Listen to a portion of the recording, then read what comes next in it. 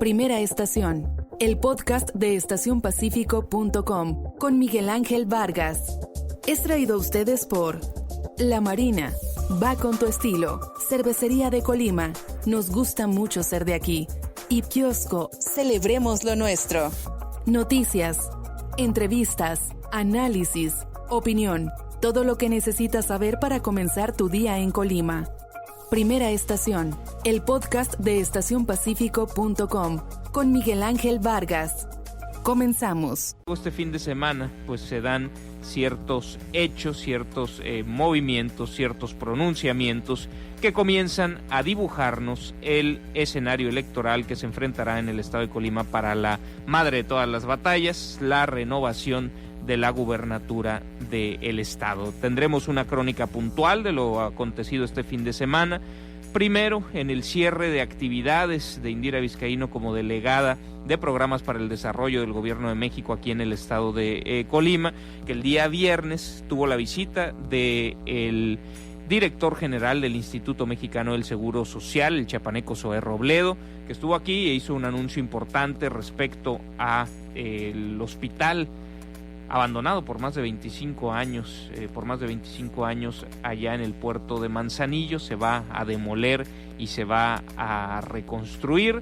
El propio director del IMSS adjudicó esto a una gestión de la ahora exdelegada Indira Vizcaíno.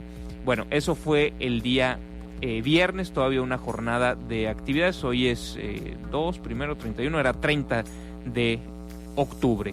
El día sábado, a través de un mensaje en redes sociales, Indira Vizcaíno anuncia su salida, su renuncia a la delegación de programas para el desarrollo, su renuncia como representante del gobierno de México aquí en el estado de Colima. No daba en ese momento todavía pistas claras o un posicionamiento contundente sobre por qué razón, simplemente decía atendiendo el llamado del presidente. Y cerraba diciendo no les voy a fallar. Les compartiremos también pues lo planteado el día sábado.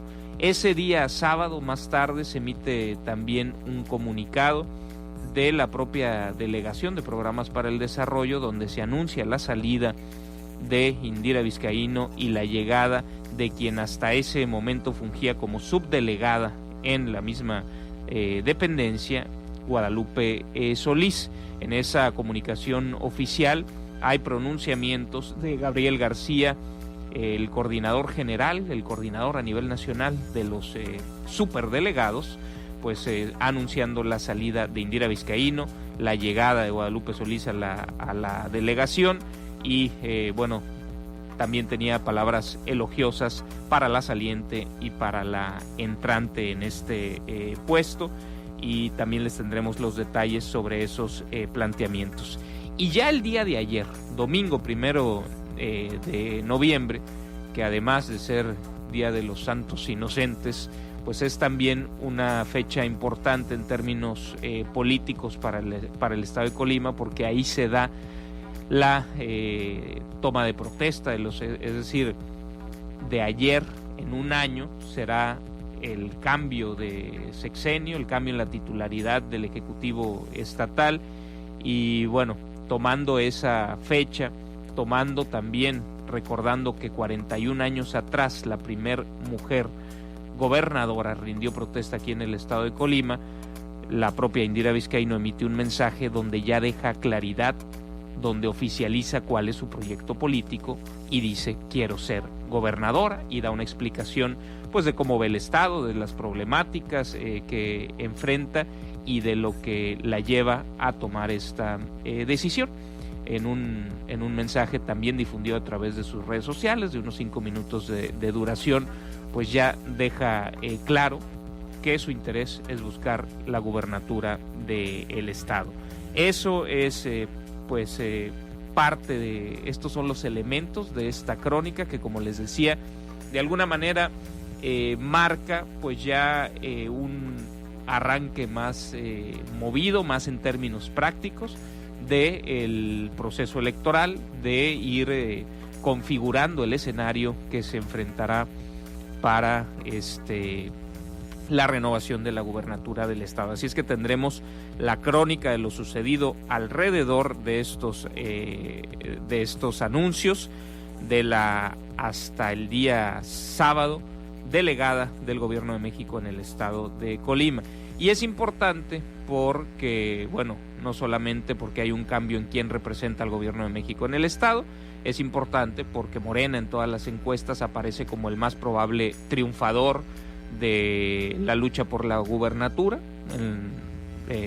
Todas las encuestas publicadas de encuestadoras serias y de encuestadoras patitos, nadie pone a otro partido con más preferencias electorales, y prácticamente todas las encuestas en este momento pues colocan como la mejor posicionada dentro de Morena a la propia exdelegada y diputada federal con licencia, que dentro de esta crónica también habrá que decir que no hay claridad si va a volver o no a la Diputación Federal, que podría hacerlo, porque los tiempos marcados por el presidente de México, Andrés Manuel López Obrador, para que se separaran de su cargo quienes aspiren a un puesto de elección popular y que formen parte de su gobierno, pues son tiempos extralegales, ¿no? Porque la normativa electoral, incluso hay algunos casos, como es el de las diputaciones federales, que permite hacer campaña siendo diputado, ¿no? Entonces, no necesariamente es que esté marcado por la normativa este momento para retirarse de los puestos públicos. En ese sentido, la exdelegada podría regresar a la Diputación Federal que ostenta su titularidad en el Distrito Electoral Federal 02, pero bueno, eso no ha aclarado ni que sí ni que no. Y ya como colofón de esta crónica también se dio una conversación interesante en Twitter, porque les decía, son 41 años el día de ayer, el 41 aniversario de la toma de protesta de Griselda Álvarez Ponce de León como primera gobernadora en el país. Vidal Llerenas, que es alcalde en una de las alcaldías allá en la Ciudad de México, que es de origen colimense, hizo una publicación en Twitter sobre ese tema. Lo recomparte el Ocho Morán y habla pues de que ya vienen tiempos de cambio. Y la exsecretaria de Movilidad, Gisela Méndez, le dice, sí, pero tiempos de cambio para que gobierne otra mujer en el estado, ya falta poco. Ahí hubo un intercambio y de alguna manera deja entrever Gisela Méndez pues cierta cercanía, entendería yo, con el proyecto político de Indira Vizcaíno. Habría que recordar también que en ese proyecto pues ha tenido cierta cercanía, no solamente fueron compañeras de gabinete en el inicio de la administración estatal, sino que ha asesorado y ha trabajado con el grupo parlamentario de Morena en algunos temas relacionados con la movilidad. Por eso uno supondría esa cercanía, o que ya públicamente pues está haciendo alguna alusión que nos podría permitir suponer pues colaboración con ese proyecto político de cara a lo que viene, ¿no? Pero tendremos todos los detalles de esta crónica. Vamos a actualizar también obviamente la información de la pandemia en la entidad y en el país. Vamos a platicarles de la entrega del paquete económico para el próximo año en el ámbito local. ¿Y qué entrevistas tendremos? Bueno, a las 7:40 de la mañana entraremos en comunicación con el propio director general del Instituto Mexicano del Seguro Social, Zoé Robledo, para conversar sobre lo anunciado el viernes de esta demolición y, reconstrucción o construcción de un nuevo hospital allá en Manzanillo. Está implícito que se reconocen las carencias en términos de infraestructura hospitalaria para el puerto de Manzanillo, una ciudad que ha crecido muchísimo desde pues hace un cuarto de siglo que quedó inservible derivado de un sismo este hospital. Entonces de ello estaremos platicando, y si se deja también platicaremos un poquito de política y de esto que pareció pues un espaldarazo a Indira Vizcaíno al cierre de sus actividades como delegada. Esto por ahí de las 7:40 de la mañana. Tendremos también más información del ámbito nacional relacionado con lo que ya les mencionaba. No es la única persona que salió de una delegación de programas para el desarrollo en las entidades. Vamos a hacer el recuento de cuántos van, que se retiran de esas posiciones para buscar una candidatura, la mayoría de ellos de ellas y ellos a la gubernatura. Es el caso de Tlaxcala, y hay algunos otros casos de los cuales les estaremos relatando. Y bueno, para hablar del momento político que se está viviendo, de todas estas decisiones que afectan al caballo que va más adelante en la contienda, que es el de Morena, y también para platicar de las cosas que se están dando en términos de probabilidades de alianzas y demás, vamos a hacer una mesa de análisis con los colegas periodistas Adalberto Carvajal y también Juan Carlos Estrada a partir de las 8:15 de la mañana para platicar de todos estos temas. Hay otros elementos más allá del tema Indira, del tema Morena. Hay otros elementos, se dejaron ver hasta, bueno, se tomaron la foto y la difundieron o permitieron que se difundiera. Jorge Luis Preciado, Joel Padilla, Walter Oldenburg, y de alguna manera eso pues empieza a hablar de otras posibilidades de alianzas, y uno comienza a entender quizás las posturas en el legislativo local, ¿no? Porque parecía insensato, irracional, que el principal adversario de Morena al interior del Congreso del Estado fuera el Partido del Trabajo, si el Partido del Trabajo fuera a ser aliado en términos electorales de Morena, ¿no? Porque estaba dejando pues un montón de combustible, un montón de obstáculos en el camino que seguramente iban a regresar en los tiempos de campaña. Pero quizás asumir esa eventual alianza electoral en lo local pues fue un error. Tal vez desde el Partido del Trabajo se asumía que no van a ser aliados, y por ende pues ya se había decidido desde dónde o cuál era la función al competir. Quizás el Partido del Trabajo pues iba a volver a ser aliado, pero del PRI, como lo fue en la extraordinaria de 2016. Recordemos que el Partido del Trabajo de cierta manera podría decir que es gobierno en Colima, ¿no? Llevó a Ignacio Peralta a la gubernatura, y tal vez pues habrá una continuación de eso, o al menos eso se puede entender de la fotografía que les decíamos en el fin de semana. Son acuerdos que no están saldados, pero que se están trabajando, que es evidente que se están trabajando y que hasta están dejando pues que sea el conocimiento público que se está pues abordando estas posibilidades. Así es que de todo ello, de las alianzas, de si la renuncia de Indira Vizcaíno a la delegación ya la hace pues prácticamente candidata, o si todavía tendrá que sortear dificultades al interior del morenismo, que si leemos la portada del diario, sí, ¿no? Todos los obstáculos, ¿no?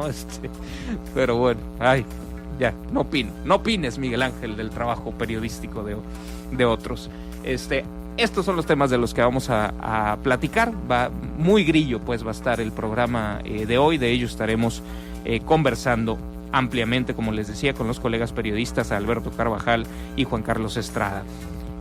Les recuerdo que también nos pueden dejar cualquier comentario vía WhatsApp en el 312-171-0598, 312-171-0598 es el WhatsApp, y a través de esa vía pues podemos mantenernos bien comunicados. Habiendo dicho lo dicho y anunciado lo anunciado, después de una pausa que será muy breve, comenzamos. Efectivo cuando quieras en La Marina. Ahora puedes disponer de efectivo con tu línea de crédito La Marina. Acude a tu sucursal y te decimos cómo. Consulta condiciones en tienda. La Marina va con tu estilo. Gracias por continuar con nosotros. Bueno, estas definiciones en el gobierno de México, su representación aquí en el estado de Colima, que tienen implicaciones para lo político electoral, pues comenzaron el día viernes. Quizás podíamos haber anticipado desde el momento en que el presidente de México anunció que quienes formaban parte de su gobierno y tenían algún interés legítimo de participar en el proceso electoral, tendrían que retirarse de sus cargos antes de que finalizara octubre. A la delegada del Gobierno de México aquí en la entidad, en ese momento delegada, Indira Vizcaíno, se le había cuestionado y había dicho, bueno, todavía quedan algunos días para decidir, estaré acatando las indicaciones del presidente de México, pero no ha tomado una decisión, lo dijo desde un par de semanas atrás, y creo que cuando alguien tiene pues definido que no va a participar, pues lo dice con toda claridad. En ese momento o no estaba definido o no lo quería anunciar, pero quizás lo pudimos haber anticipado. Se acercaba el cierre del mes y el día viernes se tuvo la visita del director general del Instituto Mexicano del Seguro Social, Zoé Robledo, quien en su presencia en el estado fueron a Manzanillo, y desde Manzanillo, en esta construcción que tiene más de 25 años, en octubre se cumplieron 25 años, pues abandonada por que su estructura quedó completamente dañada después de un sismo en octubre de 1995. Fueron a esas instalaciones abandonadas del Seguro Social, ahí por el bulevar, por donde está el Home Depot de allá en Manzanillo, y anunciaron pues que se va a demoler esa estructura y que se construirá un nuevo hospital.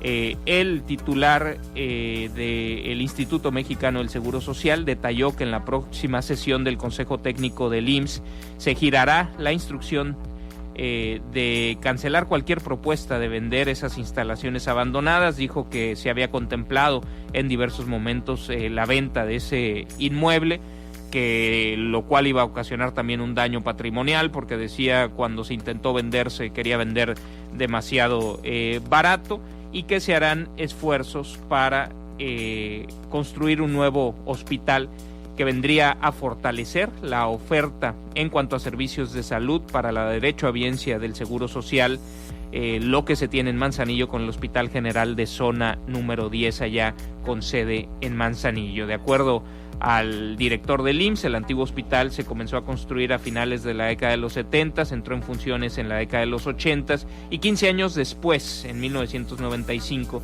pues un sismo dañó severamente el edificio, dejándolo pues inútil, ¿no? Imposible de ser utilizado por que estaba su estructura severamente dañada. Vamos a escuchar parte de lo que dijo el día viernes el director del IMSS en su visita aquí a Manzanillo.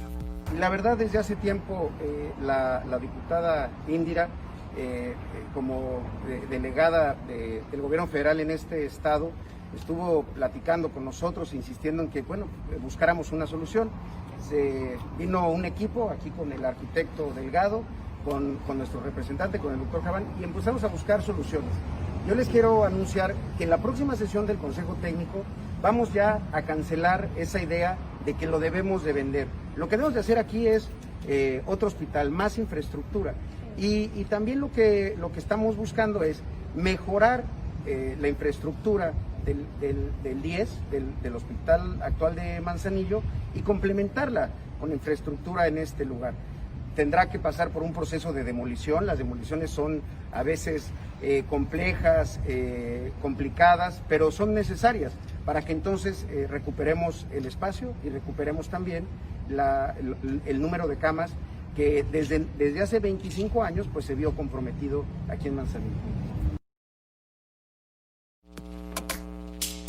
En ese video compartido a través de las redes sociales del propio director del IMSS, en ese momento todavía delegada Indira Vizcaíno le agradeció al director general del IMSS su disposición para resolver esta añeja problemática para Manzanillo, que también pues representa pues una carencia en lo que el gobierno federal, el IMSS, puede ofrecer a su derechohabiencia en una ciudad que ha crecido desde hace un cuarto de siglo. Cuando quedó pues inhabilitado este hospital, ha crecido muchísimo. De acuerdo a un comunicado de la Delegación para Programas para el Desarrollo, luego de hacer este anuncio Indira Vizcaíno y Zoé Robledo tuvieron algunas reuniones con personal del IMSS para aterrizar detalles que permitan que a principios del próximo año den inicio los trabajos de demolición del edificio abandonado y la posterior construcción del nuevo hospital. Eso fue el día viernes, y además de que se da este anuncio, 30 de octubre, que se da esta visita, pues que puede entenderse también como un espaldarazo a la gestión de Indira Vizcaíno por parte del director del IMSS y por ende, pues por parte del gobierno de México. El día sábado, en algún momento del día sábado, a través de sus redes sociales, Indira Vizcaíno anunció su renuncia a la Delegación de Programas para el Desarrollo y dejó entrever que buscaría participar en el proceso electoral en curso, aunque ese mensaje todavía no era explícito al respecto. En el mensaje, Indira Vizcaíno hizo referencia a que el presidente Andrés Manuel López Obrador señaló que quienes estuvieran en el gobierno de México y quisieran participar en el proceso electoral tendrían que renunciar a sus cargos en la administración federal antes de concluir el mes de octubre. Agradeció a la gente que le ha manifestado su respaldo político y su cariño, y dijo: no les voy a fallar. Escuchemos un fragmento de este mensaje en el que anuncia su salida de la Delegación para Programas del Desarrollo, de ser representante del Gobierno de México aquí en el estado de Colima. Al pueblo de Colima, a las y los colimenses, quiero informarles de frente y de forma transparente que he tomado la decisión de renunciar a la Delegación de Programas para el Desarrollo en el estado. Para mí, ha sido un gran privilegio formar parte de este anhelo de años por transformar nuestro país, y por convicción y congruencia atiendo la instrucción del presidente en este sentido. A todas y todos les agradezco su confianza, apoyo e infinitas muestras de aprecio para trabajar juntas por nuestro estado. No les voy a fallar. A algunos les llamará la atención ese juntas, ¿no? Ese juntas, que evidentemente es un posicionamiento en términos de género, y que también pues pudiera ser las personas que trabajan juntas, ¿no? Pero bueno, algunos pudiera hacerles ruido, y creo que es la intención, ¿no? También de esa elección de palabras. Bueno, el día sábado se anuncia la salida, lo hace desde sus redes sociales personales, Indira Vizcaíno, y luego vino ya el anuncio oficial de parte de la delegación. Guadalupe Solís, quien fuera previamente subdelegada en esta representación del Gobierno de México aquí en la entidad, se anunció que será la nueva delegada de Programas para el Desarrollo del Gobierno de México en el estado de Colima, ocupando el lugar pues que dejaba vacante Indira Vizcaíno, quien presentó su renuncia el mismo, se dio su salida el mismo día sábado. Así lo anunció Gabriel García Hernández, coordinador nacional de Programas para el Desarrollo del Gobierno de México. Se refirió a la nueva delegada como una excelente funcionaria pública. A través de un video le agradeció en nombre del presidente de la República aceptar esta responsabilidad. En el mismo video pidió al personal que trabaja en la delegación estatal que respaldaran la continuidad en el trabajo, el muy buen trabajo que dijo deja en el Gobierno de México y Bienestar nuestra compañera Indira Vizcaíno. Eso dijo el funcionario que coordina a todos los llamados superdelegados. También en referencia a Indira Vizcaíno, pues le habló bien de ella, pero bueno, más allá de que se lo relate, mejor escuchemos un fragmento de este mensaje del coordinador a nivel nacional de los delegados para programas para el desarrollo del Gobierno de México. Indira, de ti puedo decir que no hay un orgullo más grande que una mujer, y una mujer joven, una mujer con sensibilidad, se haya encargado también, manera tan correcta de actuar en este tiempo en bienestar. Aquí solamente dejas un gran orgullo de haber contado con tu apoyo. Ahora, en lo que vayas a emprender, te deseamos lo mejor.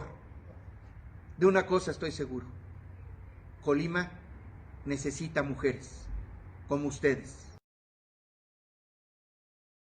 Esto el día sábado, ¿no? Se oficializa la salida, palabras de apoyo de quien fuera en términos de coordinación de su chamba, su jefe, ¿no? En el gabinete del presidente Andrés Manuel López Obrador. Y para el día domingo, por si no quedaba claro el interés de participar, porque solo había pues guiños, ¿no? Esto atendiendo a lo que pidió el presidente López Obrador, no les voy a fallar, pero no decía pues quiero ser gobernadora. El día domingo sí dijo quiero ser gobernadora. La hoy exdelegada del Gobierno de México en Colima oficializó su interés en contender por la gubernatura en el proceso electoral en curso y explicó que busca trabajar para lograr que Colima sea un estado más justo. En este nuevo mensaje, grabado, según dijo la propia exdelegada en su cuenta de Facebook, en la parcela de su padre en Buenavista, en el municipio de Cuauhtémoc, pues recuerda que un 1 de noviembre, pero hace 41 años, rindió protesta a la primera gobernadora en el país, Griselda Álvarez Ponce de León, y lamentó las desigualdades que todavía enfrentan las mujeres en el acceso a los puestos de decisión públicos. Esto fue parte de lo dicho por Indira Vizcaíno en su mensaje. Hoy se cumplen 41 años de la toma de protesta de la primer mujer gobernadora en nuestro país. Y fue aquí, en nuestro estado de Colima, con la gobernadora Griselda Álvarez. Una mujer que rompió el techo de cristal que separaba a las mujeres de la posibilidad de ocupar una gobernatura en nuestro país. La experiencia de las mujeres en el poder tiene un balance positivo. La gestión de la gobernadora Griselda Álvarez es bien recordada por los colimenses, y la gestión de las mujeres electas gobernadoras en nuestro país, independientemente del partido del que hayan surgido, también es positiva.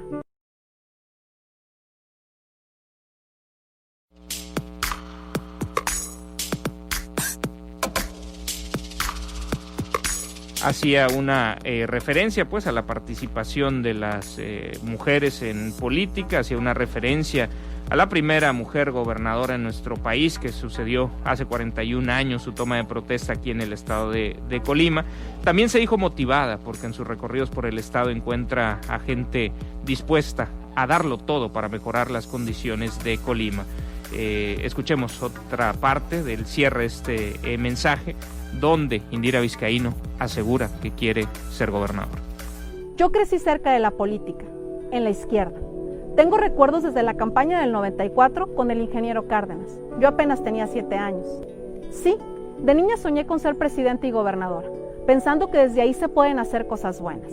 Han pasado los años y con tristeza veo cómo en nuestro estado ha venido en decadencia, cómo cada 6 años solo surgen pequeños grupos de nuevos ricos y muchas que siguen con carencias hasta de lo más fundamental. Yo quiero trabajar porque en Colima cerremos las brechas de la desigualdad. Quiero ser gobernadora para hacer de un mejor lugar para vivir, porque definitivamente el de hoy no es el Colima que quiero heredarles a mis hijos, porque estoy decidida a poner el ejemplo de cómo las cosas se pueden hacer mejor. Me siento motivada, porque sé que no estoy sola, porque en cada lugar me encuentro a mujeres y hombres jóvenes y de todas edades que me hacen saber que están listos para hacer la parte que les toca y contribuir a lograr para Colima un nuevo comienzo. El comienzo de la Colima justa, honesta y con valores como su gente. Un nuevo comienzo que nos merecemos todas y todos. Sí cerraba pues un fin de semana marcado en lo político por las decisiones de Indira Vizcaíno, por su salida de la delegación, su renuncia, su reemplazo, que también hay que entender, no se nombra a una persona ajena al trabajo político de Indira Vizcaíno. Es una Guadalupe Solís es mano derecha de Indira Vizcaíno desde hace tiempo, trabajó con ella en el ayuntamiento, venía trabajando como subdelegada y de alguna manera se le da continuidad a ese equipo en la delegación, y también se percibe en la manera en que se da la salida un respaldo del gobierno de México a la decisión de Indira Vizcaíno. Esa es la parte que yo les podría, ya no es la información, pues es la lectura que yo hago de esto, ¿no? Viene Zoé Robledo, el coordinador de los superdelegados emite un mensaje, dice que iba a venir, pero que por algún asunto no pudo estar en el estado y manda un mensaje pues muy elogioso al trabajo de Indira Vizcaíno y también hacia quien llega al mismo cargo, ¿no? Se puede leer cierto apoyo a las decisiones, con lo cual uno podría entender pues que no hay una molestia y que pudiera haber incluso un respaldo para que busque la candidatura a la gubernatura. También habría que ser muy respetuosos de los procesos internos de los partidos. Esto no está saldado, se tendrá que emitir una convocatoria, pasar los procesos internos, y obviamente hay otras interesadas e interesados en esa candidatura. Se tendrá que pasar por el proceso de las decisiones de alianzas o no alianzas con otros partidos políticos y cómo se determinan las candidaturas al interior de estos convenios de coalición o de candidaturas comunes si se dieran, pero bueno, se comienza a configurar quienes en realidad sí están en la posibilidad de la candidatura en este partido, que es gobierno federal y que es el mejor posicionado según todas las encuestas para la contienda por la gubernatura en el estado de Colima. Falta todavía mucho, pero de alguna manera pues es el arranque de la configuración del escenario en el que se va a competir en esta, pues que es la madre de todas las batallas cada 6 años, la lucha por el gobierno del estado de Colima. Hasta ahí dejo el tema, vamos a hacer una pausa y continuamos con más. De la crónica que hacíamos de lo sucedido el fin de semana con la hoy exdelegada del Gobierno de México en Colima, Indira Vizcaíno, pues fíjense que el día de ayer, en algún momento del día de ayer, por ahí de mediodía, Vidal Llerenas, quien es colimense, quien es alcalde, si no me equivoco, en Azcapotzalco, en la Ciudad de México, compartió en sus redes sociales un mensaje en el que decía: hace 41 años Griselda Álvarez fue la primera gobernadora del país. Ella también fue la primera en llevar a cabo políticas con perspectiva de género en México, y bueno, compartía una foto de doña Griselda Álvarez y ponía 1 de noviembre de 1979, y bueno, repitiendo un poquito esta idea de que fue la primera gobernadora. Ese mensaje de Vidal Llerenas, que es de Morena, que es de origen, de nacimiento colimense, aunque su trayectoria política la ha hecho en la Ciudad de México, lo recompartió el alcalde de la capital colimense, el Ocho Morán, y puso: hace 41 años Griselda Álvarez llegó al gobierno estatal, nada más estoy leyendo ahí textual, llegó al gobierno estatal, estamos a un año de escribir una etapa de nuestra historia con un futuro mejor para Colima. Un abrazo, estimado Vidal Llerenas. Compartía ese tuit. Y luego hubo una respuesta, retuiteó con mensaje incluido Gisela Méndez, ex secretaria de Movilidad aquí en el estado de Colima, y le ponía: así es, alcalde, escribiremos una nueva etapa en nuestra historia con otra mujer gobernadora liderando un futuro mejor para Colima. Ya falta poco. Y bueno, ante eso hubo también una respuesta del Ocho Morán. Esa ya no la encuentro. ¿No la borró? No, ¿verdad? Le contestó el Ocho Morán a Gisela Méndez. Le decía: sin duda, cada quien tiene sus propios sueños al tiempo. Como siempre, los ciudadanos tendrán la última palabra. Ya falta poco. Y le contesta Gisela Méndez: oiga, pero si los y las ciudadanas de Colima le dicen por 4ª vez que no lo quieren de gobernador, prométanos que la próxima vez dejará este espacio a una mujer de su partido para que lo intente. Nosotras estamos listas. Y creo que ya no hubo respuesta del alcalde. Pero bueno, más allá de pues que está chismoso ahí el intercambio que se dio en Twitter, y que los que disfrutamos la política pues obviamente disfrutamos también ver estos intercambios, Gisela Méndez deja entrever su cercanía con el proyecto de Indira Vizcaíno. No lo dice textual, no es oficial, pero los que hemos tenido conocimiento de que asesoró en algunos temas de movilidad a la bancada de Morena, encabezada por Vladimir Parra en el Congreso del Estado, y bueno, sumado a esto, pues uno puede sacar sus conclusiones. Digo, no creo que esté haciendo referencia al proyecto de Claudia Yáñez, ¿no?, que también busca la misma candidatura. Ya veremos si de alguna manera se anuncia o si hay una participación formal, ¿no?, en el equipo político de Indira Vizcaíno. Pues hasta ahí dejo el tema. Vamos a hacer una pausa que será breve y al regresar tendremos en entrevista vía telefónica al director general del Instituto Mexicano del Seguro Social, el chiapaneco Zoé Robledo, en este espacio Informe 24 después de esta breve pausa. Gracias por continuar con nosotros en Informe 24 y saludo a través de la línea telefónica con muchísimo gusto al director general del Instituto Mexicano del Seguro Social, Zoé Robledo. Director, muy buen día, ¿cómo estás? Te saludamos desde Colima. Muy buen día, Miguel Ángel, un gusto saludarnos a todo su equipo y a todos los auditores.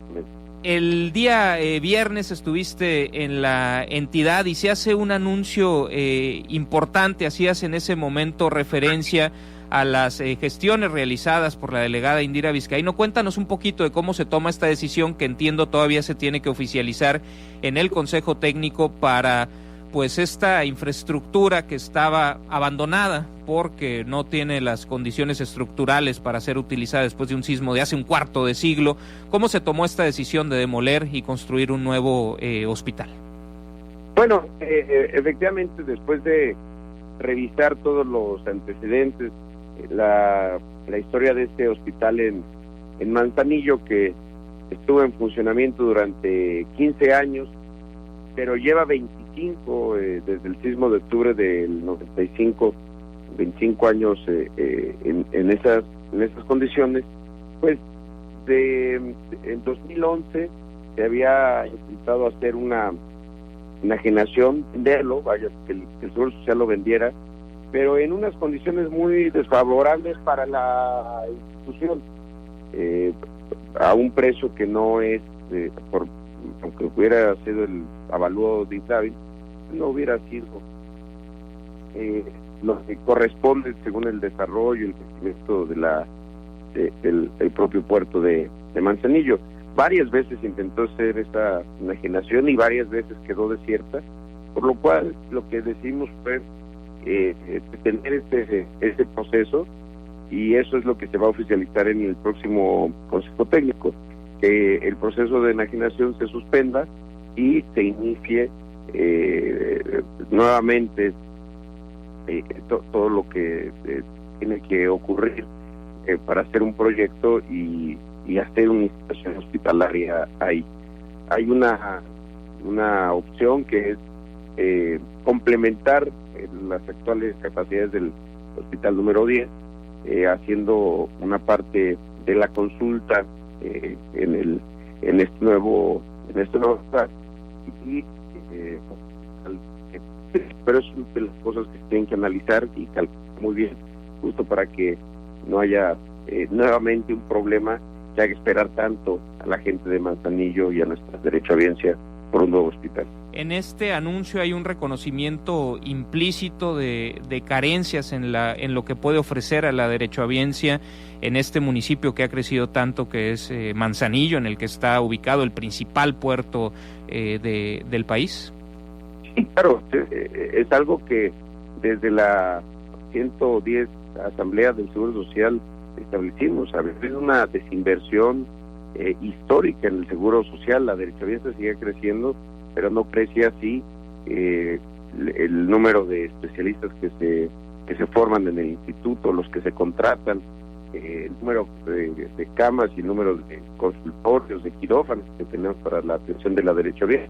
El problema del tiempo, un problema que ha sido casi crónico en el Seguro Social, y es el que nos lleva a tener largos tiempos de espera para una consulta de especialidad, para una cirugía. Entonces sí hay un reconocimiento, pero también las soluciones, y que también pasan por fortalecer la parte preventiva del seguro. Nunca va a haber dinero, y si creemos que todo se va a resolver ofreciendo más espacios para esta perspectiva curativa, es decir, lo que queremos es preservar la salud de la gente, no más estar listos para cuando ésta se enferma. ¿El Seguro Social cuenta con los recursos para poder construir este hospital que se está planteando aquí en Manzanillo, o depende de las aprobaciones del presupuesto de egresos de la Federación? O sea, hay una parte que está dentro de las posibilidades financieras del IMSS, o depende de decisiones de otros el que se pueda concretar esto que se está planteando. Bueno, el seguro vive, opera de las cuotas, pero patronales, de la aportación del gobierno federal también, y de sus propias inversiones. Y si bien nosotros aprobamos el proyecto de presupuesto del Consejo Técnico, que tiene que estar aprobado por la Cámara, pero no es parte del presupuesto de egresos de la Federación, son ingresos propios. Lo importante aquí es que cada cosa que vayamos a hacer esté bien vinculada, que haga un buen trato, no tengamos una desventaja frente a las empresas. Mira, Miguel Ángel, nosotros recibimos 53 obras hace año y medio, que tenían alguna situación que estaban en proceso, y muchas de ellas estaban detenidas con problemas legales, con problemas sociales, con problemas técnico-estructurales, que había que hacerse a resolver. Entonces, en este momento para nosotros, cada obra que se proyecta es porque se necesita, y si se necesita, pues es porque se va a hacer, se va a concluir. Entonces somos muy estrictos, y sí, desde luego no es una situación financiera la del instituto, cuando hemos tenido una baja en nuestros ingresos producto pues de los efectos que ha traído la pandemia en el empleo, y también una presión de gasto para atender el COVID. Entonces, si bien tenemos que ser cuidadosos, pues sí tenemos los recursos, pero insisto, sin una buena planeación, esto podría ser es lo último que queremos. Un día antes de que renunciara la delegada se da este anuncio, se da esta visita. Tu visita y el anuncio implica también un espaldarazo político, un espaldarazo al proyecto político de Indira Vizcaíno. Bueno, la conozco desde hace muchos años, desde luego que reconocemos el trabajo que ha hecho en las diferentes funciones que ha desempeñado como presidenta municipal o como legisladora y ahora como delegada, pero no hay un asunto de nosotros en términos políticos. Era una visita que habíamos planeado desde hacía mucho tiempo, y desde luego que sé que es una persona, alguien que en Colima tiene una trayectoria y un peso político específico. La verdad que es de los pocos estados a los que no había podido visitar. Me dedico mucho también a estar en los estados, a operar el IMSS desde la unidad, desde el espacio donde ocurren las decisiones. En esta ocasión, como en todos los estados a los que visito, llevamos a cabo reuniones con nuestro cuerpo de gobierno, en este caso con el doctor Javán, con sus colaboradores, también con el Consejo Consultivo, con la representación obrera y patronal, pero digamos que nuestro trabajo es de esa naturaleza, y por supuesto que todos los nuevos proyectos que ella emprenda, pues le deseamos todo el éxito, y seguro que lo tendrá, pero no, estamos en la parte nuestra de atención de la pandemia y de proyección de lo que sigue para el Seguro Social. Director, te toca asumir este reto en la función pública como director de el IMSS, quizás en el momento más complejo para tener una responsabilidad en el sector salud. Viendo ya hacia atrás de los meses recorridos, ¿qué balance haces? ¿Qué autocrítica se pudiera hacer de lo que desde el IMSS pues se ha podido hacer para atender esta pandemia? Pues mira, creo que una parte en el balance es que estábamos ya muy metidos como gobierno, como sector. El presidente López Obrador ya había, antes del COVID, pues el dedo en la llaga, que había planteado enormes carencias que tenía el sector y que teníamos que integrarnos y que teníamos que concretar un proyecto distinto. Eso ahí está en los últimos meses de 2019, con una gira que llevamos a cabo por los 80 hospitales del IMSS Bienestar, en los que estuvimos todo el sector salud trabajando y difundiendo un nuevo proyecto de salud. Eso nos permitió estar un poco mejor parados. Adicionalmente a eso, pues tuvimos debo decirlo, el acierto de poner en manos del personal de salud del IMSS la representación de las delegaciones en los estados. Todos los 35 delegados y delegadas del IMSS en cada uno de los estados son personal de salud, médicos, médicas, enfermeras y enfermeros. Todos tienen trayectoria en el seguro social y no fueron nombrados por la decisión del dedo del director general. No fue con dedazo, ahora fue con un examen que llevaron a cabo, y las mejores pues tuvieron además del examen un proceso largo que terminó en una insaculación para llevarlos. Eso sin duda ha sido la diferencia a la hora de atender una pandemia. Si bien es cierto, pues claro que ha habido siempre problemas, las dimensiones de la pandemia, ningún sistema de salud lo podía ver. Ya ha habido también momentos muy críticos tanto en lo administrativo como en otras áreas de seguro, pero también lo que nosotros hemos buscado hacer es llevar a cabo procesos con transparencia, y cuando hay errores se corrigen, cuando hay faltas castigan, y pues en un contexto de pandemia lo que uno tiene que hacer es resolver y corregir. ¿Qué mensaje le darías a todo el personal del Instituto Mexicano del Seguro Social que, bueno, literalmente se está jugando la vida en la atención de la pandemia, que no siempre, como está implícito en algunas de las cosas que hemos platicado estos minutos, no siempre tienen las mejores condiciones materiales para atender lo que tienen que atender, y que esta pandemia pues se ha alargado con el estrés, con el cansancio que esto implica para el personal que se le está jugando allá en la primera línea de atención de la pandemia? Creo que para nosotros desde el día 1 una prioridad, la obsesión fue la protección del personal. La protección del personal que pasa porque en el equipo hubo problemas en marzo, en abril, y los buscamos resolver. Es de las cosas que voy a ver a los estados, cómo ya se estabilizó en la dimensión del equipo de protección personal, que es fundamental para la operación. Nosotros sin personal seguro no podemos ofrecerle seguridad a los derechohabientes. Pero además de eso, ha habido otras dimensiones de protección. Solamente en Colima tenemos más de 2,000 compañeros de trabajo, sobre todo de categorías de salud, que están en resguardo domiciliario desde marzo, que están en sus casas porque nosotros queremos cuidarlos, porque tengan una comorbilidad por alguna situación de edad o cualquier condición que los haga vulnerables.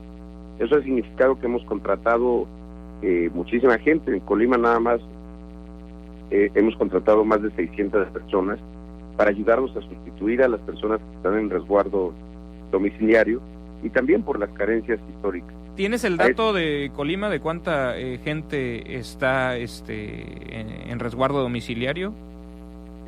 Son un poco más de 2,000, me parece, pero ahí el doctor Javán seguramente les podrá dar el dato exacto. Pero sí, es un número importante de personas que están en sus casas, justo porque las buscamos proteger por alguna situación de salud o de edad que los haga vulnerables. A eso se asuman también bonos de reconocimiento económico que están en la primera línea, quienes están en unidades que atienden COVID tienen un sobresueldo del 20% desde abril. Desde abril les pagamos 20% más, pues en reconocimiento y apoyo a que están trabajando para ver por los demás. Y a eso se suman otros elementos, agresiones hubo en algunos momentos, los temas de capacitación, en fin, pero son lo más importante para el seguro en esta pandemia. Lo hemos visto en otras partes del mundo, en donde se les ha a veces desprotegido o se han tomado decisiones más de carácter financiero. Nosotros no hemos escatimado nunca un solo peso y de lo que si su destino final es la protección del personal. Director, ya por último, para no abusar de tu tiempo y espero no agarrarte desprevenido de un detalle importante para Colima del que te quisiera preguntar. Por meses hubo negociaciones, se buscaba, o al menos desde el Sindicato de Trabajadores al Servicio del Gobierno del Estado de Colima, se buscaba que se mantuviera lo que por años había funcionado, que es que cotizaban a un salario convenido distinto al real, lo que en mi entendimiento pues de la ley, lo que a cualquier patrón pues no se le permite, ¿no? Se tiene que cotizar a salario real. Se llegó ya a un acuerdo entre patrón y burocracia para transitar, y también con el Seguro Social para transitar a otra modalidad. Mi pregunta es, ¿esto ya se está implementando, y para los trabajadores esta combinación entre modalidad 38 y modalidad 40 en términos de servicio de salud es lo mismo? Sí, lo hablamos varias veces con el gobernador Peralta, con legisladores, con representantes del propio sindicato del gobierno estatal, y nosotros les hacíamos ver pues que sabíamos que habían echado a andar una reforma y demás, pero nosotros no podemos hacer algo que estuviera fuera de la ley. No, y en ese sentido pues se tenía que hacer el cobro al salario real y entrar en esta modalidad. Ya no era un asunto del Seguro Social, y nosotros estamos haciéndolo así ya desde hace varios meses. Perfecto. Y no habrá una revisión de 2015, 2016, 2017, 2018, 2019 y hasta el momento de 2020 en donde se aplicó eso, porque pues todo esto se originó a través de una auditoría, una revisión del propio IMSS que detectó esta irregularidad, que supongo que no es única en el país, ¿no? No, pero tampoco es tan común en el resto del país, y lo importante era también pues que no pague el trabajador por decisiones que toman sin su conocimiento. Entonces si esto es lo que procede, así se haría, pero nosotros lo importante era dejar claro cómo se iba a cotizar para el seguro. Y ya se está implementando el cambio. Sí. Director, pues te agradezco muchísimo tu tiempo y la información compartida con nuestro auditorio. Muchas gracias y muy buen día y saludos desde Colima. Gracias, Miguel Ángel. Hasta pronto. Zoé Robledo, director general del Instituto Mexicano del Seguro Social. Permítanme hacer una pausa que será breve y continuamos con más.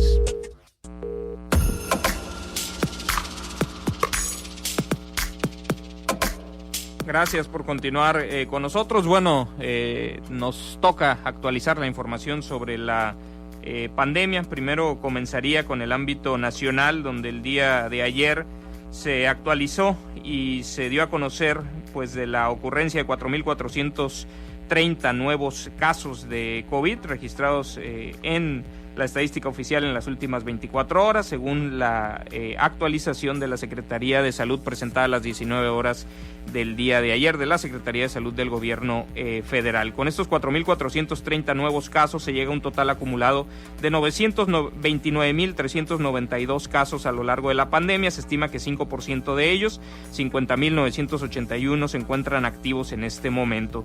También el día de ayer se registraron 142 decesos, con lo cual se llega a un total en la pandemia de 91,895 decesos. Esto en el ámbito nacional. En el ámbito estatal, la Secretaría de Salud del Gobierno del Estado reportó el registro de 27 nuevos casos y ninguna defunción, por primera vez en mucho tiempo, ¿no? Por primera vez en mucho tiempo ninguna defunción en la actualización diaria. Se llega a un total de 6.282 casos y 746 decesos acumulados por esta causa. Sobre los nuevos casos registrados, la dependencia estatal informó que 11 fueron en mujeres y 16 fueron en hombres. De las mujeres, son mujeres de edades que van de los 20 años hasta más de 50 años de edad, y todas reciben atención ambulatoria. Los otros 16 casos son de hombres de edades de los 25 años de edad hasta más de 65 años. 13 de ellos reciben atención ambulatoria y 3 se encuentran hospitalizados y son considerados pacientes graves. Por residencia, de estos 27, 14 son de Colima, 4 son de Tecomán, 4 son de Villa de Álvarez, una mujer de Ixtlahuacán, otra de Manzanillo, un hombre de Comala, otro de Coquimatlán y otro más de Cuauhtémoc. Las instituciones del sector salud informaron que se registraron 3 casos foráneos, 2 mujeres y un hombre, todos mayores de 15 años de edad, es decir, hay alguien de 15 años de edad, pero por lineamiento federal son contabilizados en la entidad de residencia habitual de los pacientes, estos casos foráneos. Hay otros 347 casos sospechosos, 313 de ellos están en aislamiento preventivo, 31 están hospitalizados y hay 3 fallecidos que no se tiene la confirmación de que sea COVID o el descarte a través de una prueba de laboratorio. Se han descartado por obtener resultados negativos 4.555 pruebas, ¿no?, de casos que en algún momento fueron sospechosos de COVID. Manzanillo se mantiene como el municipio con más contagios acumulados, con 1.789, le sigue Colima con 1.618, Villa de Álvarez con 1.339, Tecomán con 957, y bueno, ya los otros municipios tienen menos, ¿no? Cuauhtémoc 138, Coquimatlán 131, Armería 109 casos, y tanto Ixtlahuacán, Comala como Minatitlán tienen menos de 100, Ixtlahuacán 91, Comala 69 y Minatitlán se mantiene con 41 casos acumulados a lo largo de la pandemia. Es Manzanillo también el municipio con mayor cantidad de defunciones, acumula 265, le sigue Colima con 161, Tecomán 119, Villa de Álvarez 112, Armería 23, Cuauhtémoc 20, Coquimatlán 18, Comala 16, Ixtlahuacán 7 y Minatitlán solo 5 fallecimientos por esta causa. Menos del 5% de los casos acumulados se encuentran activos, 302 casos activos de 6.282, menos del 5%. A nivel nacional es el 5% el porcentaje que se estima que están activos del total acumulado a lo largo de la pandemia de casos, lo que nos hace ver que ya estamos un poco a la par, pues, de lo que está sucediendo a nivel nacional en cuanto a qué tan viva está la pandemia. Y por otro lado, también nos habla del momento que vivimos en la pandemia, ¿no? Cada demarcación, el país en conjunto, pero cada una de sus regiones y cada una de sus ciudades, pues sigue una curva distinta. Empezó con los contagios, empezaron a explotar los contagios, no necesariamente al mismo tiempo. El comportamiento para prevenir, para reducir la velocidad de contagios también ha sido distinto en las entidades. Las actitudes, las decisiones de los gobiernos locales, la comunicación de los gobiernos locales ha sido distinta en cada una de las localidades, lo que hace que el comportamiento de la pandemia en cada demarcación sea distinto. Pero tener 302 casos activos, pues tenemos que recordar los momentos en donde estábamos arriba de 700 casos activos, con una buena parte de ellos hospitalizados, con la carga que representa para un sector salud que entre públicos y privados pues no tiene muchas más camas, de 600 creo en todo el estado, para atender todo lo que siempre se necesita atender, más atender a la gente hospitalizada por COVID, ¿no? Esas son lo importante de este dato, es decir, no estamos en el peor momento de la pandemia, pero obviamente tenemos que hacer lo que nos toca para evitar contagios. Y esto me hace pensar, el día de ayer me enviaban, y se lo voy a pasar aquí y a ver si lo compartimos en redes sociales en un momento, me enviaban unos amigos que viven en un departamento que da a la playa La Audiencia, y por ahí están Las Hadas, ¿no? ¿Cuál es el hotel que está por ahí. Pero bueno, el caso es que uno de los hoteles de la zona y en toda esa playa, llenísima, a reventar. Y obviamente, pues qué bueno que se reactive la actividad económica, pero lo que se apreciaba ahí no era sana distancia y demasiado cuidado. Y si esto lo llevamos también a fiestas que hubo de Halloween o de no sé qué en pues antros aquí en la capital colimense, pues uno dice, hay gente que ya le vale, ¿no? Que ya le vale la pandemia en la que estamos, que dice ya no puedo seguir cambiando nuestro comportamiento, y pues lleva a que se vuelvan de alguna manera incongruentes los esfuerzos de la autoridad, porque por un lado cerramos los panteones, pero abrimos los antros, ¿no? Pues como hay que, ¿no? Creo que el futuro de la pandemia, lo larga que será pues depende de esas acciones. Y claro que hay que encontrar la manera de que la vida económica siga, de que las afectaciones económicas sean las menores, pero no volviéndonos completamente insensatos respecto al cuidado de la salud.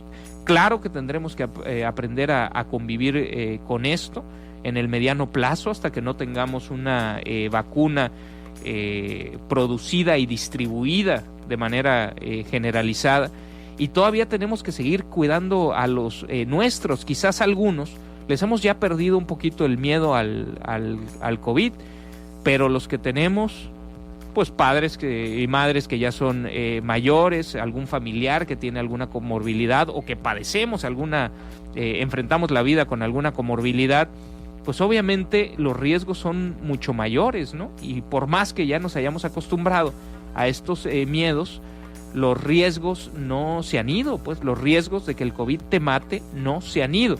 Hay que decirlo, obviamente los adultos mayores son quienes más han muerto por esta causa, y también la gente con más desventajas económicas, porque ya se han comenzado a hacer análisis al respecto, y simplemente con un acercamiento a nivel socioeconómico, que puede ser el nivel educativo, en las actas de defunción y demás, y se percibe que el 75% lo veía hoy en el periódico Excelsior, pues son gente con un nivel de instrucción apenas de educación básica, ¿no?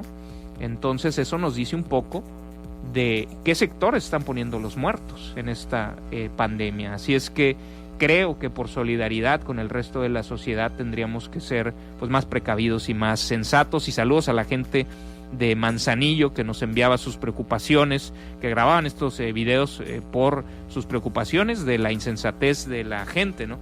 Más allá de si son jalisquillos los que vienen a Manzanillo, independientemente de dónde sean, bueno, somos mexicanos todos, y creo que tendríamos que cuidarnos entre todos, ¿no? También sean de Jalisco, o sean de Michoacán, o sean locales, o sean del Bajío, la gente que está llegando a Manzanillo, pues ellos mismos se están poniendo en riesgo, y a sus seres queridos también. Ojalá regresemos a la sensatez y a la mesura.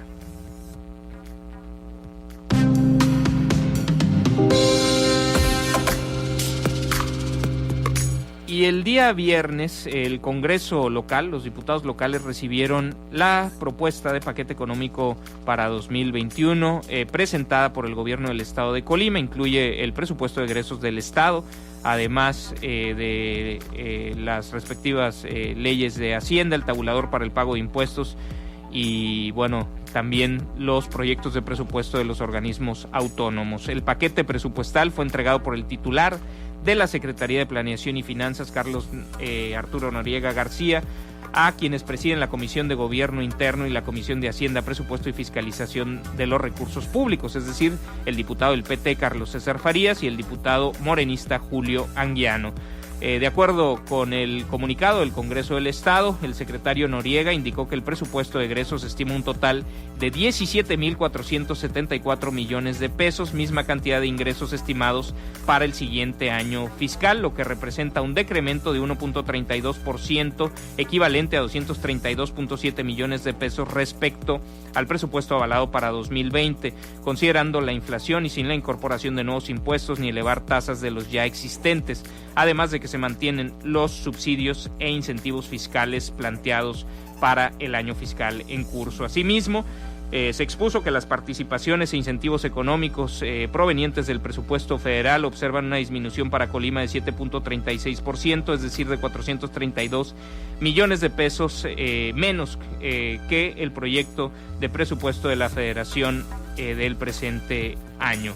Colima vive momentos en donde se debe buscar la fuerza de nuestra unión como la mejor garantía de fortalecer el desarrollo, el crecimiento de la entidad. Sin duda que la propuesta de paquete económico lo estamos haciendo en un escenario incierto y desafiante ante las decisiones del gobierno federal, fue lo que planteó el secretario de Planeación y Finanzas. Por su parte, Julio Anguiano, presidente de la Comisión de Hacienda, Presupuesto y Fiscalización de los Recursos Públicos en el Congreso local, señaló en el acto protocolario de la entrega-recepción de este paquete económico que los integrantes de la 59 legislatura deberán analizar a detalle las propuestas del Ejecutivo. Se contempla entonces una reducción de 1.32% del presupuesto para el siguiente año, es lo planteado por el Ejecutivo Estatal. Ya veremos pues los trabajos que se hacen al interior de las comisiones en el Congreso del Estado y que se aprueba en el Pleno, ¿no? Se percibe pues una mayoría que de alguna manera ha colaborado en términos políticos y legislativos con el Ejecutivo Estatal, ahora que ha asumido el PT la presidencia de la Comisión de Gobierno Interno, y por ende uno podría esperar, dado que el presupuesto requiere una mayoría simple, podría esperar también pues que lo aprobado sea muy cercano a lo planteado por el Ejecutivo Estatal, pero tendrá que seguir su curso y estaremos pues muy atentos a lo que suceda en materia presupuestaria en el Congreso del Estado de Colima. Vamos a hacer una pausa y al regresar pues comenzamos esta mesa de análisis. No sé si ya están mis colegas periodistas aquí. Bueno, vamos a acomodarnos en esta cabina, reacomodar la cámara y demás para pues grillar un poquito, para platicar un poco de política después de este fin de semana tan político y de definiciones importantes para la configuración del escenario electoral que enfrentaremos los ciudadanos en las boletas el primer domingo de junio del próximo año. Hacemos una pausa y continuamos con esto. Gracias por continuar con nosotros en Informe 24.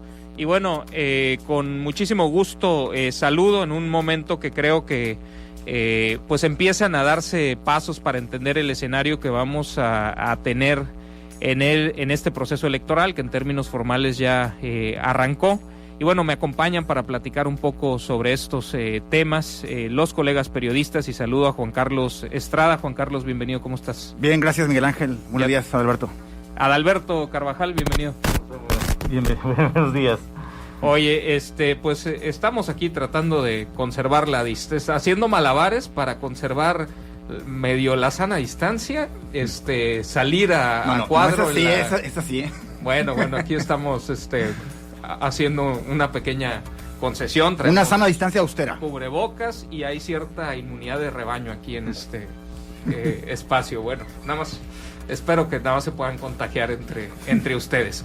Decía que comenzó el 14 de octubre en términos formales el proceso electoral, pero el fin de semana que acaba de concluir, de alguna manera se dan definiciones que creo importantes. No solamente habría que hablar de ello, de lo sucedido en Morena, en la delegación de programas para el desarrollo, sino también de las cosas que empiezan a verse de acercamientos entre fuerzas políticas, ¿no? También el fin de semana se dejan ver, ¿no? En un restaurante, difunden una fotografía.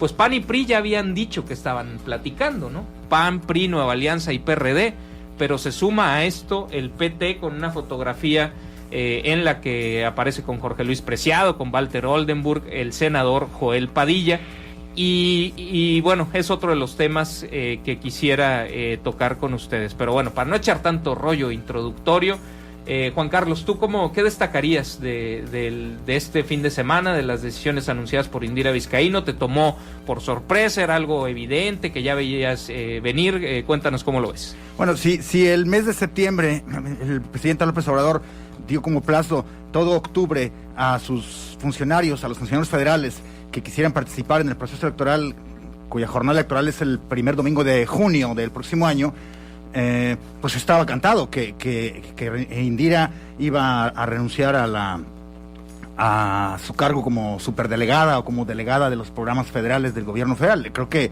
eso sí no puede sorprender a nadie, ¿no? Eso ya estaba como muy cantado, igual. Porque dabas por hecho que iba a participar. Claro, ¿no? Eso se daba por hecho desde hace ya más de un año, ¿no?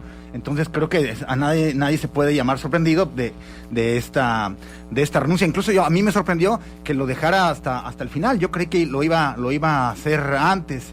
Pero bueno, están dentro de los plazos fijados por el presidente López Obrador y que van más allá de lo legal. Sí, ¿no? lo legal, la exigencia legal es 90 días antes de la jornada electoral. Entonces, van pero para ciertos puestos, habla la Constitución local de ciertos puestos de los que se tiene que renunciar, hay otros de los que no se tiene que renunciar. Sí, por ejemplo, la misma Indira Vizcaíno, hasta donde entiendo, regresa de la Diputación Federal, ¿no? Pues no lo ha anunciado eso, ¿no? Podría ser, y estaría en su derecho, incluso puede ser al mismo tiempo candidata y diputada federal, o lo puede ser también como diputado local. Sí, hay que recordar, el anuncio del presidente es para sus funcionarios, aunque parezcan sus funcionarios, pero los diputados federales de Morena no son sus funcionarios, entonces ellos pueden seguir ahí, ¿verdad?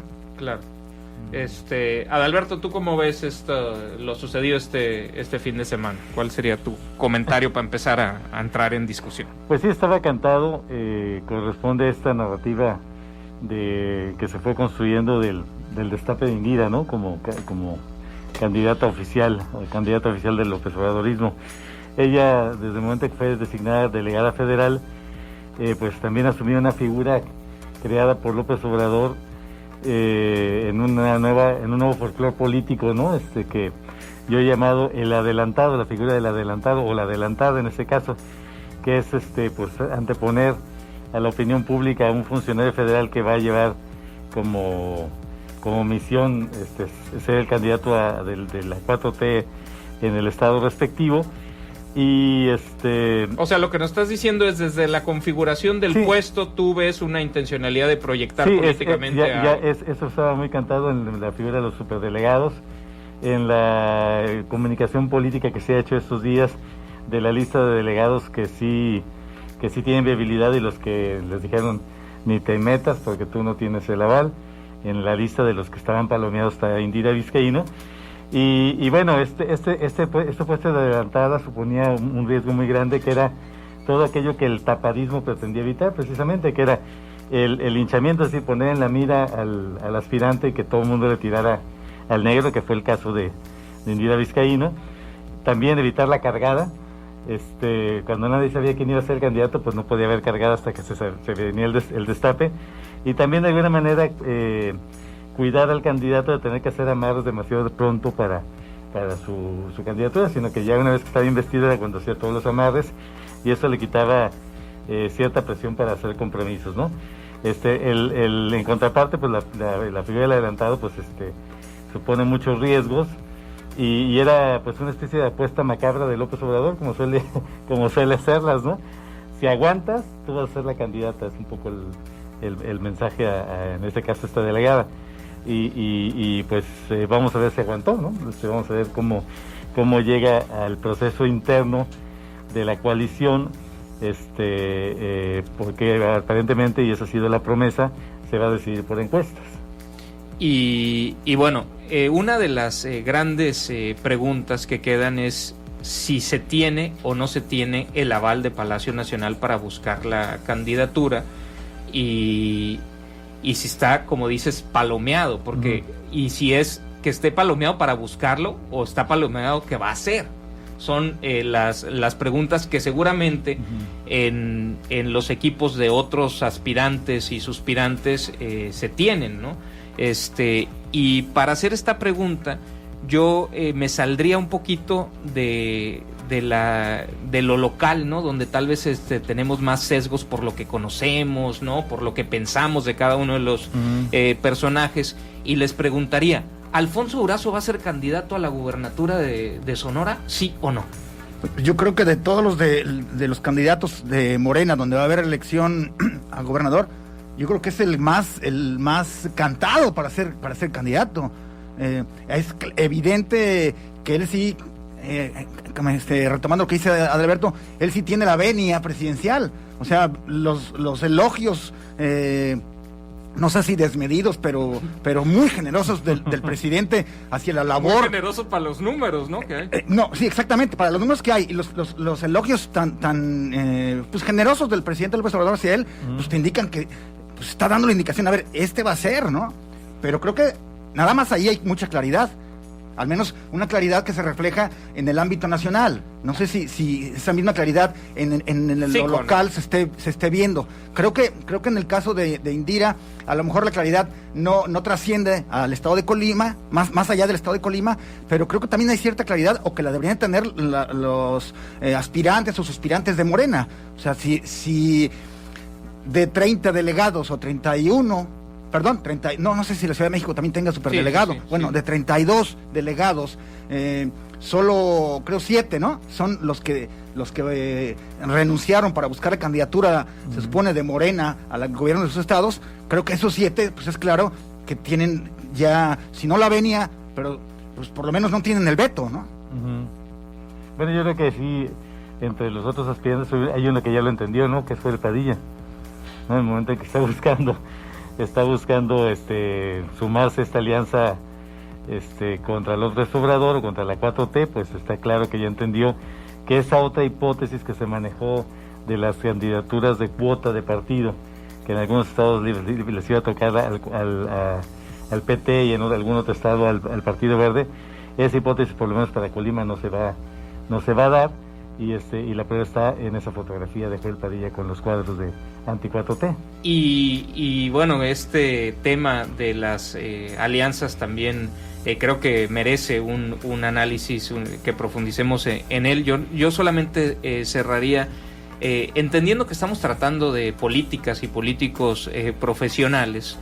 Yo creo que nadie, en el caso de Durazo, ha sido explícito por los elogios que haces alusión, Juan Carlos, pero me parece que la lógica que hay detrás de cómo se toman esas decisiones aplica también para el caso del resto de los delegados y el caso de Indira Vizcaíno. Lo digo porque, por ejemplo, en el caso de Santiago Nieto, que era la posibilidad de Morena para Querétaro, pues se hizo la evaluación y el propio Santiago Nieto en sus redes sociales dice que lo conversó con el presidente. Es decir, que estas decisiones, que son eminentemente político-partidistas, pasan por el escritorio presidencial. Y ahí se decidió, yo creo, pues que un funcionario que viene haciendo las cosas con un impacto, una evaluación positiva para el propio del propio presidente y de la ciudadanía, como Santiago Nieto, y con un escenario complicado como el que enfrenta Morena en Querétaro, ¿no? Que es de las que tiene menos posibilidades de triunfo, pues dijeron no vale la pena sacrificar a este funcionario. En ese mismo sentido, yo creo que nadie renuncia si no tiene ciertos elementos de que hay condiciones para que sea candidata, en este caso hablando de Indira Vizcaíno. Claro que hay que respetar los procesos internos de los partidos y los tiempos, pero a mí me parece que también hay indicios de un respaldo de Palacio Nacional al proyecto político que en lo local encabeza Indira Vizcaíno. Así lo leo yo.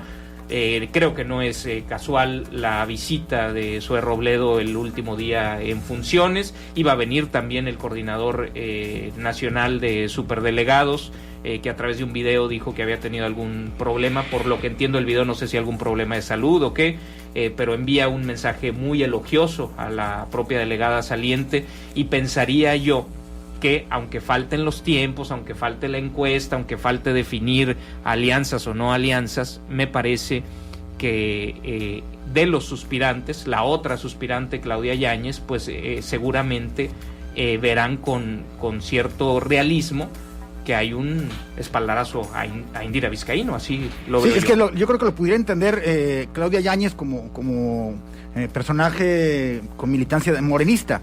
Y yo creo que en el caso de Joel Padilla, pese a esta foto que se tomó en un restaurante con Jorge Luis Preciado, con Walter Oldenburg, estaba también, creo, Osmin, el que era presidente de Canacintra, que ahora es funcionario de ICEFOME. También, yo no estaría tan seguro que esté participando en un movimiento anti-López Obrador, Joel. Me queda claro que él la va a buscar pese a esta renuncia de Indira para buscar la candidatura. Pues él también la va a buscar hasta que le digan no la busques. Si no le dicen no la busques, pues la va a seguir buscando. Pero yo dudo mucho que en este momento el PT se vaya a separar del oficialismo. Lo veo complicado cuando tantos años han estado pues actuando así, en cerca del oficialismo. O sea, es lo que le gusta al PT. ¿De cuál oficialismo? Del oficialismo federal. O sea, en este momento. No, recordemos que el PT. El PT llegó a Nacho Peralta a la gubernatura, Claro, el PT y el Verde. Y el PT y el Verde están con el oficialismo federal. Tengo mi opinión sobre el tema, se las comparto después de una pausa. Gracias por continuar con nosotros. Seguimos en esta conversación con los colegas periodistas Juan Carlos Estrada, Alberto Carvajal y un servidor. Estamos platicando del proceso electoral y mencionabas, Juan Carlos, el tema de las alianzas, ¿no? El fin de semana que se ve esta fotografía, había un momento previo, más allá de lo que podíamos en círculos políticos haber escuchado, había un momento previo donde sale el dirigente estatal del PRI con el dirigente estatal del PAN, con quien entiendo, no lo conozco, pero todavía hay PRD y que hay un dirigente estatal y el dirigente de Nueva Alianza. Lo digo respetuosamente, la verdad no ha sido muy público el trabajo de esta institución política en el ámbito local en meses o años recientes. Se había dado esa manifestación de que estaban pues analizando que se habían reunido a platicar, ¿no?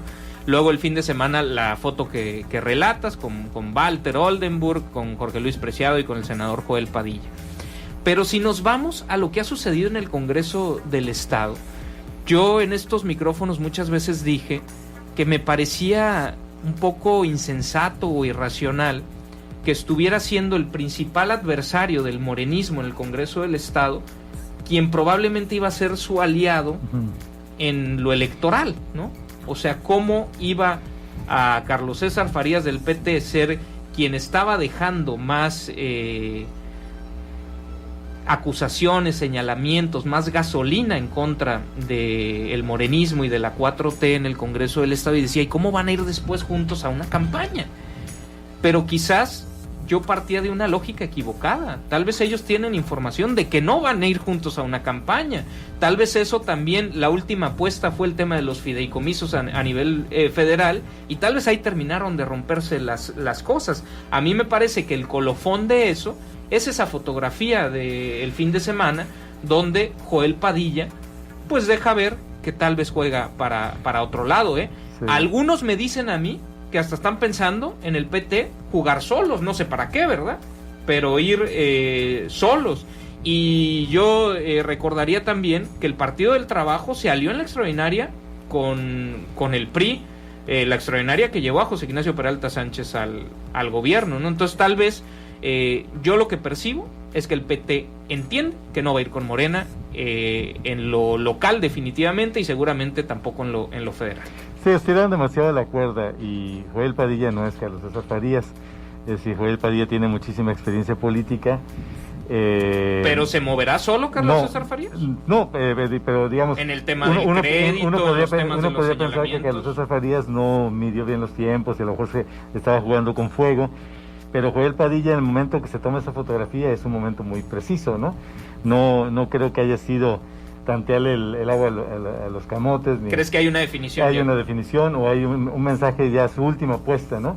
Yo creo que ese barco ya no tiene regreso, y que no se va a dar la alianza del PT, a menos que pues eleven la apuesta y en algún momento coincidan, porque también lo que está jugando el PT pues es su registro, es su trascendencia, su permanencia como partido. Ya la perdieron una vez, tuvieron que arreglar las cosas, anular la elección en un distrito federal para que pudieran jugarla y ganarla en Aguascalientes para darle vida artificial. O sea, el PT ya se dio cuenta de que no puede exigirle demasiado al gobierno porque no tiene la fuerza necesaria. O sea, es una fuerza muy localizada en una determinada agrupación político-social y una clientela muy específica que no crece, tal vez al contrario ha venido decreciendo. Tiene ya una identidad pues muy específica de ciertas actividades como la educativa y demás, pero en lo político pues a lo mejor se estancó y quedó rebasada por otras propuestas en las que ellos coinciden. Pero además el PT en Colima cada 6 años juega para gobernador con el PRI.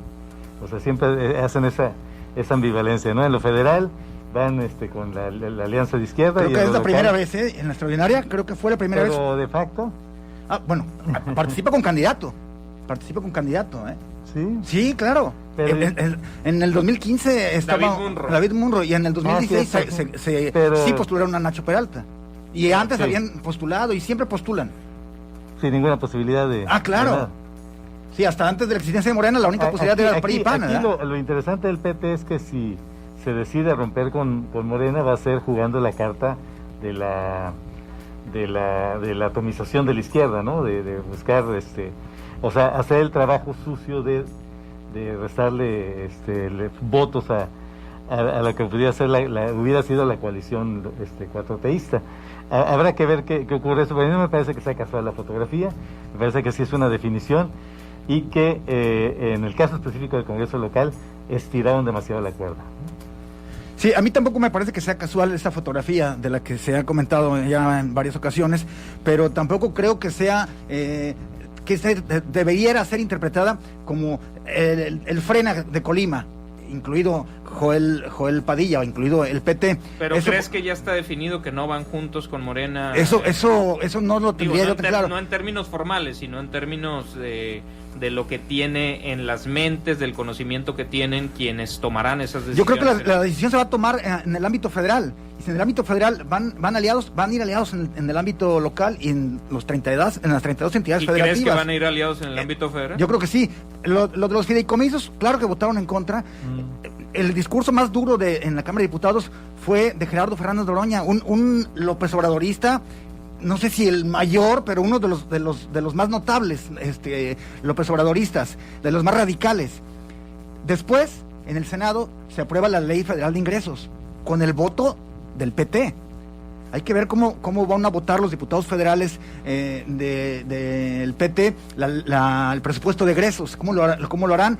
Yo creo que van a votar. Entonces, me parece que hay que dividir lo de los fideicomisos con el resto de acciones. Te digo, ya se ha visto después Ley de Ingresos y votaron como votó Morena, como votó el Verde y como votó lo que era Encuentro Social. Entonces, eso de... A mí me parece que el tema está definido.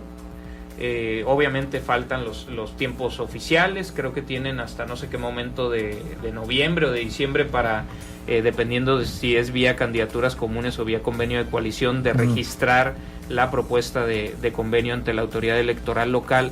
Pero haría la siguiente reflexión: no sería la primera vez que se toma una definición federal en términos de alianzas del PT que es distinta a la local.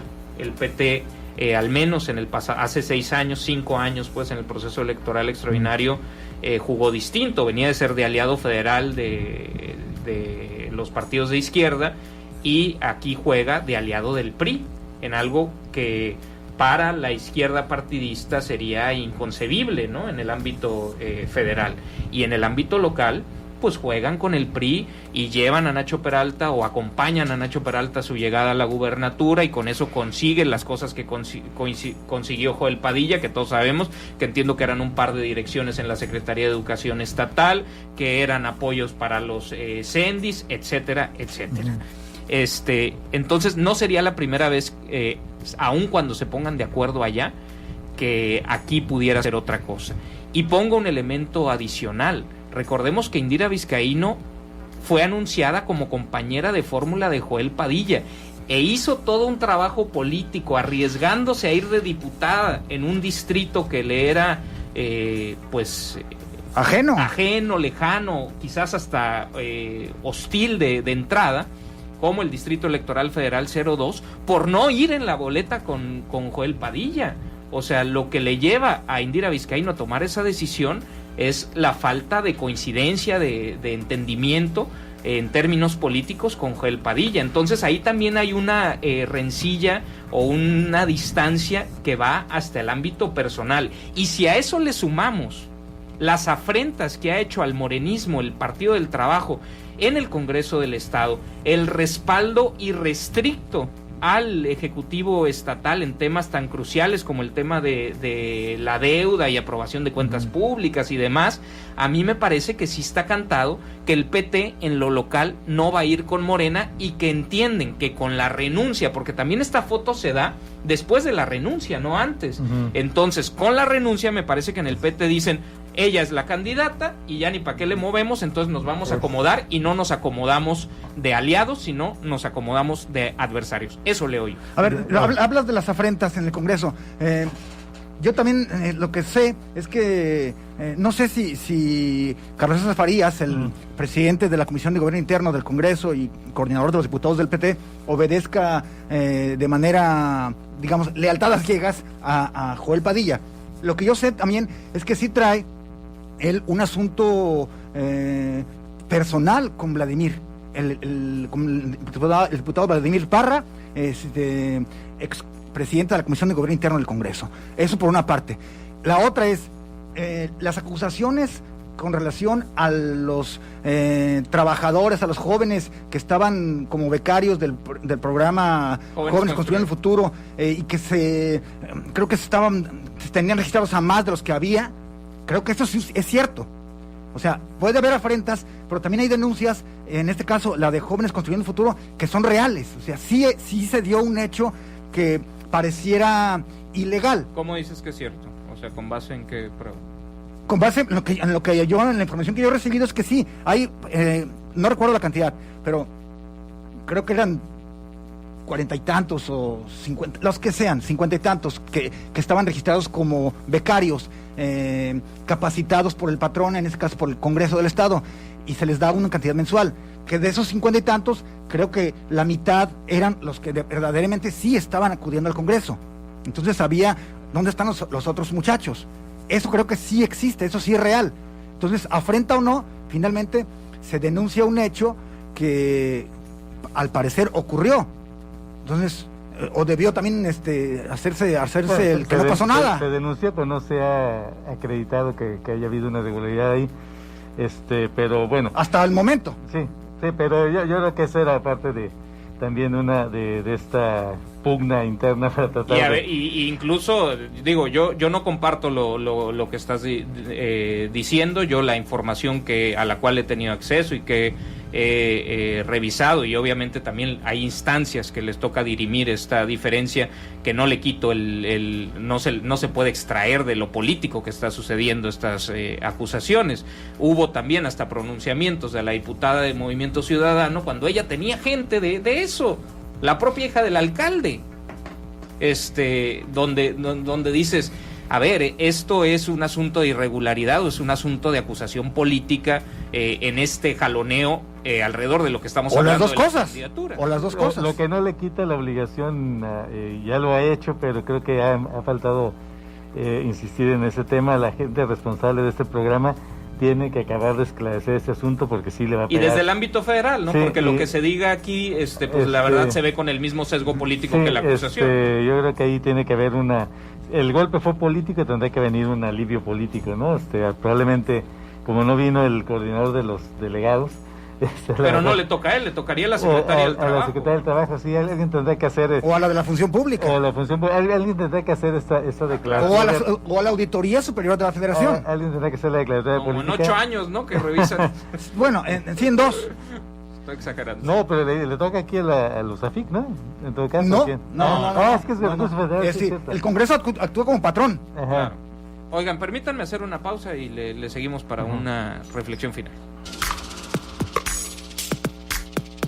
A ver, ya nada más de salida, regresando al inicio del planteamiento, se toma una decisión, renuncia Indira Vizcaíno, el día domingo no sé si vieron el mensaje en sus redes sociales donde dice quiero ser gobernadora, y bueno, a partir de eso ya tenemos claridad de que ella la quiere buscar. Seguramente habrá quienes no estén de acuerdo con esa definición, ¿no? Ya hay algunos fundadores de Morena rasgándose las vestiduras, que ella no es militante y demás. Tendrán su legítimo derecho de buscarla a otras personas. Creo que es el caso de la diputada federal Claudia Yáñez, que no creo que pues vaya a respaldar el proyecto de Indira Vizcaíno, ni a entender lo que pudiera ser un respaldo de Palacio Nacional a este proyecto.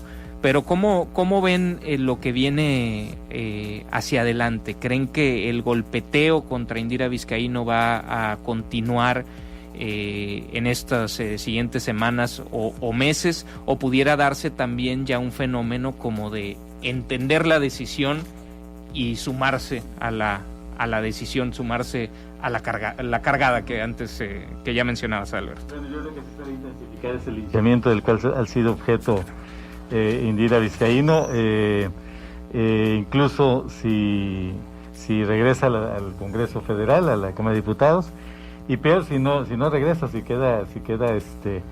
le deja a Rosy Gallardo como su suplente y ella trata de establecer una nueva posición política fuera sin de la función pública. De la función pública. Pero también creo que se van a ir dando la cargada y sobre todo los amarres, ¿no? Esas negociaciones que algunos sectores han venido buscando con Indira y que ella, entiendo, había eludido, porque hacer compromisos implicaba uno aceptar que iba a ser candidata y eso era exponerse, pero yo creo que hay la clase política fuera de los que están concibiendo narrativas tan extrañas como esta de que Claudia va a ser porque desde chiquita jugaba con López Obrador, que son muy cercanos a los afectos del hermano y demás.